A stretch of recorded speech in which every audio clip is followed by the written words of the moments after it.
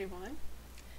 I thought I'd spend a moment or two walking you through the final assignment since it's a rather large one. I hope you've been reading Life in the Iron Mills, and once you get past that dialect issue, I hope you're following along. And I did give you a plot overview as well to sort of guide you. What I've done is I've included several lectures for you. This Life in the Iron Mills, Romanticism, Realism, Regionalism and Local Color, Sentimentalism and Naturalism, and there's some other isms in here as well, but these are the major ones. This particular lecture reviews the different kinds of genres we see used in Life in the Iron Mills. I also have a separate lecture, I believe, on regionalism and local color and naturalism. Just give more information because I think those are two specific genres that are used quite heavily by the author. Okay? So what I've done, and I'm not going through this whole thing, I just want to point it all out to you. I've suggested that Life in the Iron Mills kind of comes in between the Romantic and Regionalist periods of American literature, but it also nods to a lot of other things, including the Gothic. And these are all things that we've pretty much talked about throughout the semester. Not as much Romantic, but I do have that information. And I've also included an artwork from each of these styles to kind of give you a visual idea of what that style would be. So Romanticism, this awe in nature, awe in the face of nature sort of concept. And what I've done is given you a number of characteristics or features for each one of these genres. So for Romanticism, focuses on feelings and emotion, nature, common people idealized, characters as symbols, etc. Then I moved on to the Gothic. We reviewed this earlier, but I wanted to draw some of those elements back here again for you in one place. And I've gone over the purposes and the characters and some other characteristics that we've talked about before of Gothic. This is an example of a realist painting.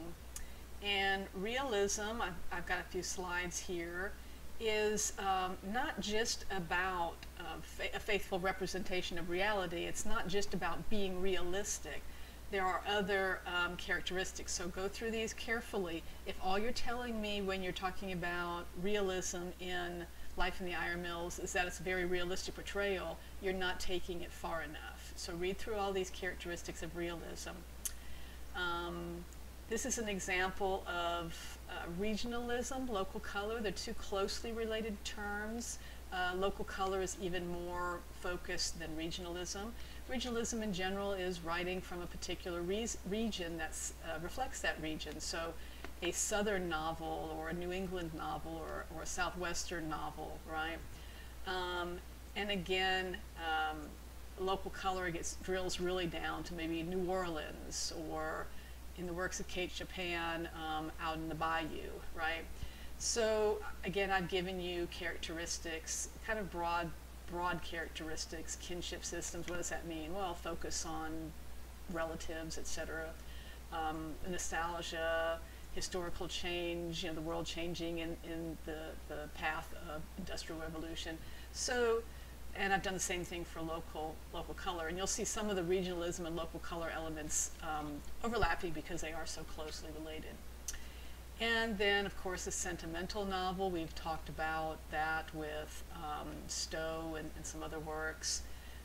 What is sentimentalism? Again, what are some of the characteristics?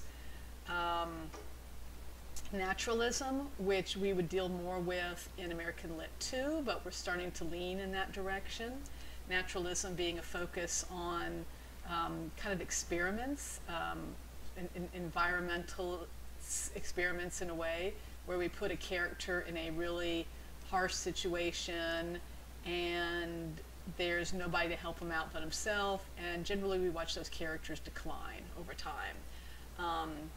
So it's very objective, detached. It's like the author has set these events in motion and then they're just sitting back and watching what happens. So it's a very interesting kind of writing, but again, we're just starting to move in that direction with Life in the Iron Mills. This is something that comes up more again in the late 19th century, early 20th century writings. All right. So those are your genres. Your task is to read Life in the Iron Mills and explain to us. Let me see if I have. I do have the instructions up here. Hopefully the screen is big enough to record this.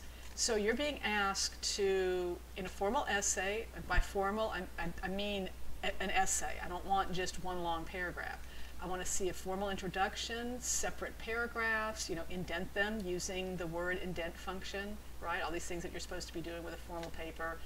Topic sentences guiding me through your essay, and examples from the novella. And Life in the Iron Mills is not quite long enough to be a novel, but it's too long to be a short story, and we often call those a novella. So refer to it as a novella, and please type the title in italics the way I have it. That's the proper way to do that. This should be a minimum of 500 words, explaining how you find conventions from all 5 of these genres: Romanticism, regionalism, realism, sentimentalism, and naturalism. This will be due May 12th. I cannot accept late assignments, so whether you finish it or not, submit something, right? Because that's the last day for me to accept papers, and I have to get grades in 48 hours after that, all right? So make sure you turn in something. And as soon as I get a chance, I'll add a rubric so you can kind of see as a quick checklist what kind of things you should be doing. All right? So I hope that helps out somewhat, and let me know if you need anything else.